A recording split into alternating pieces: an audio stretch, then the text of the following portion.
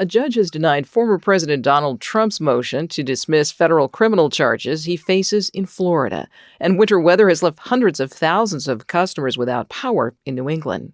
Good morning. I'm Corva Coleman from NPR News, and here are today's top stories. The Israeli military has released its initial report into this week's deadly airstrike in Gaza that killed 7 workers from World Central Kitchen. The Israeli military's General Staff Fact-Finding and Assessment Mechanism says, quote, the incident should not have occurred. 2 Israeli military officers have been dismissed, 2 others reprimanded.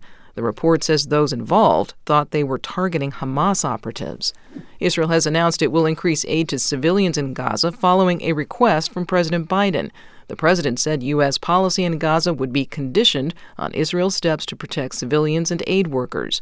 NPR's Daniel Estrin reports from Tel Aviv. The president phoned Israeli Prime Minister Benjamin Netanyahu and asked for concrete steps to improve the humanitarian crisis in Gaza and protect aid workers after Israeli strikes killed 7 aid workers with a food charity in Gaza.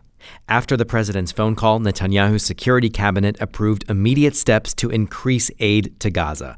Israel promises to allow aid to arrive at an Israeli seaport and be trucked for the first time through a key border crossing into North Gaza, which faces the worst food shortages. It's also allowing more aid to be trucked in from Jordan. Netanyahu's office said this was, quote, necessary to ensure the continuation of the war. Daniel Estrin, NPR News, Tel Aviv. A federal judge in Florida has denied a motion by former President Donald Trump to dismiss charges he illegally withheld and concealed classified documents.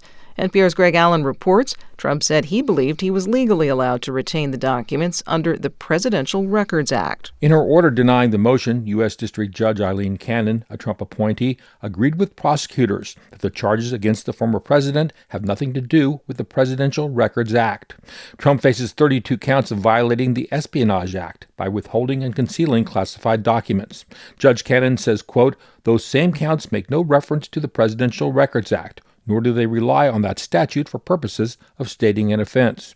Her order comes 2 days after special counsel Jack Smith told the judge it's, quote, vitally important that she rule on whether Trump can cite the Presidential Records Act in his defense, saying prosecutors may need time to file an appeal. Greg Allen, NPR News, Miami. Forecasters say a severe winter storm is slowly pulling away from New England. Some places got 2 feet of snow, and a few more inches may fall today. The tracking site, poweroutage.us, says more than 400,000 customers are in the dark in Maine, Vermont, and New Hampshire.